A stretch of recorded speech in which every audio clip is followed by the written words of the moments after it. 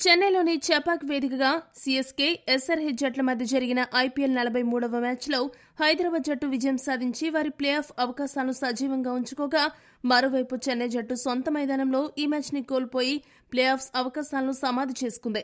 గత 12 ఏళ్లుగా హైదరాబాద్ జట్టుకి చెపాక్పై ఒక్క గెలుపు కూడా లేని హైదరాబాద్ జట్టు ఈ రోజు మ్యాచ్లో ఆ చెత్త రికార్డుకి చరమగీతం పాడేసింది. ఈ మ్యాచ్లో సీఎస్కేపై హైదరాబాద్ జట్టు 5 వికెట్ల తేడాతో గెలిచి కొద్దిగా ఊపిరి పీల్చుకుంది. ఇక సొంత మైదానంలో ఎదురైన మరో ఓటమిపై మ్యాచ్ అనంతరం చెన్నై కెప్టెన్ ధోనీ మాట్లాడుతూ ఏమన్నాడంటే, ఈ సీజన్లో మాకు ఏది ఎందుకో మొదటి నుండి కలిసి రాలేదు. మేమనుకున్న ప్రణాళికలను మైదానంలో అమలు చేయడంలో కొద్దిగా వెనుకబడ్డాము. జట్టులో ఎన్ని మార్పులు చేసినా ఫలితంలో మాత్రం మార్పు కనపడకపోవడం నిజంగా బాధాకరం.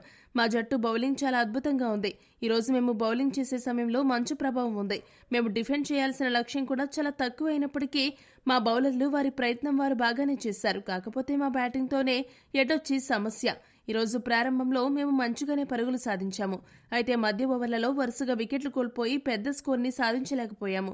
ముఖ్యంగా మేము పెద్ద పెద్ద ఇన్నింగ్స్ ఆడడంలో వెనుకబడ్డాము.